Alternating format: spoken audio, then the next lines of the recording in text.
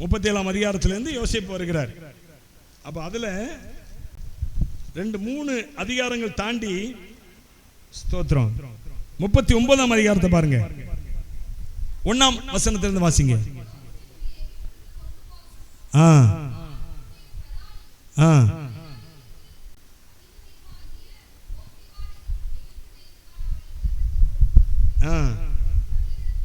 விலைக்கு வாங்கினான்.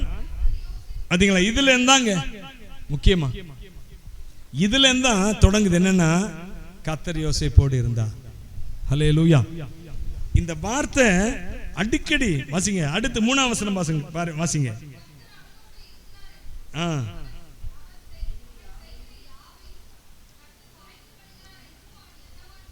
அடுத்து வாசிங்க. 5ஆம் வசனம் வாசிங்க.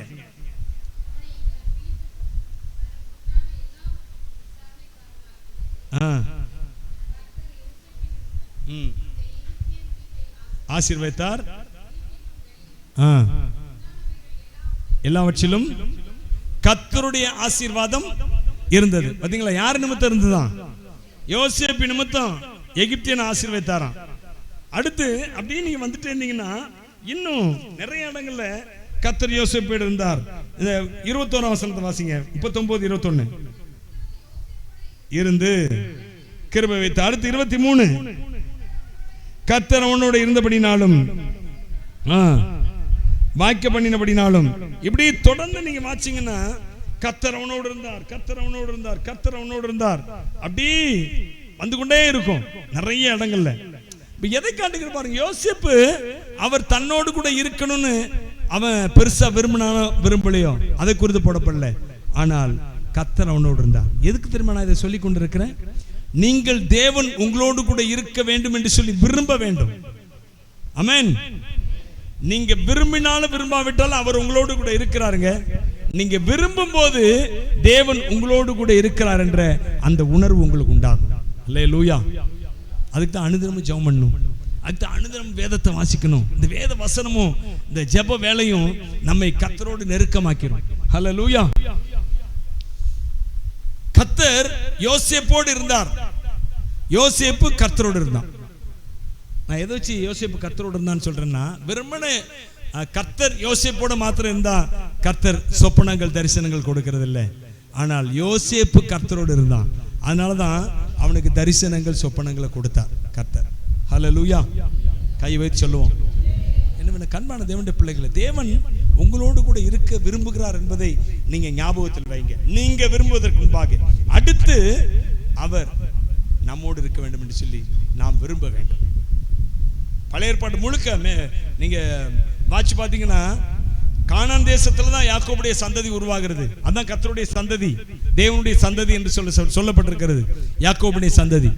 அந்த யாக்கோபுடைய சந்ததி எகிப்துக்கு வராங்க பாருங்க. 70 பேர் 72 பேர் எகிப்துக்கு வராங்க. எகிப்துக்கு வந்தா அந்த கானான் தேசத்தை குறித்து செய்தியே இல்லை. அதுக்கப்புறம் ஹல்லேலூயா.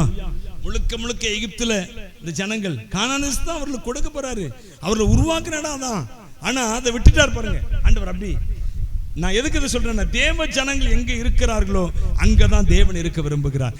நீங்க எங்க இருக்கிறீங்களோ அங்க இருக்க தேவன் விரும்புகிறார். அங்க தேவன் இருக்கிறார். கையை தட்டி அவரை துதிப்போம். புரிஞ்சுக்குங்க. முதல்ல நீங்க இதை புரிஞ்சுக்குங்க. அடுத்து தேவனை விரும்புங்க. நான் அடுத்ததுக்கு நான் அடுத்தாலும் அதுக்கு வரேன். முதல்ல தேவன் உங்களோடு இருக்க விரும்புகிறார் என்பதை புரிந்து கொள்ளுங்க. நீ யோசுவா புஸ்தகத்துல எடுத்து வாசி பாருங்க. 1ஆம் அதிகாரம் 5ஆம் வசனத்தை வாசி பாருங்க.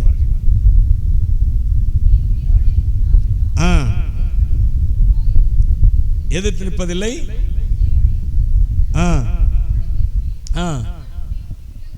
உன்னை விட்டு விலகுவதும் இல்லை. பாருங்க, யோசுவா பார்த்து கர்த்தர் சொன்னாரு. யோசுவா அவர்கிட்ட கேட்டானா, ஆண்டவரே நீங்க என்னோட கூட இருக்கணும் எப்படியாவது, அப்படிலாம் கேட்கவே இல்லை. அவர் சொன்ன நான் உங்க கூட இருப்பேன்ப்பா. அவன் யோசுவா பயந்துட்டு இருக்கிறான். அவரா வராரு.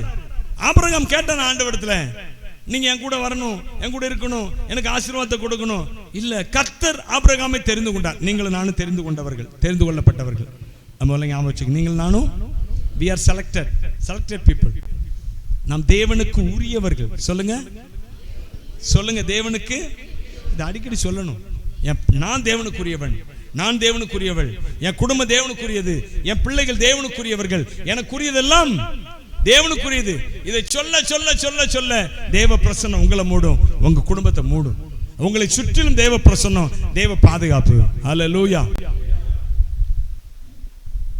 யோபு கேட்டான ஆண்டவரத்துல, ஆண்டவரே எனக்குரிய எல்லாவற்றையும் சுற்றிலும் நீங்க வேலை எடுக்கணும். இல்ல, கர்த்தர் யோபோடு இருந்தார். யோபு என்ன செஞ்சான்? தன்னுடைய பிள்ளைகளை சுத்திகரித்தான். கர்த்தர் யோபோடு இருந்தார், யோபு தேவனோடு இருந்தாரு. தேவன் என்ன செய்தாரு? அவனுக்கு உண்டான எல்லாவற்றையும் சுற்றி வேலி அடைத்தார். நீங்க 1ஆம் அதிகாரம், யோபு 1ஆம் அதிகாரத்துல நீங்க வாசி பாருங்க. பிசாசு சொல்றான், வாசிக்கல 1.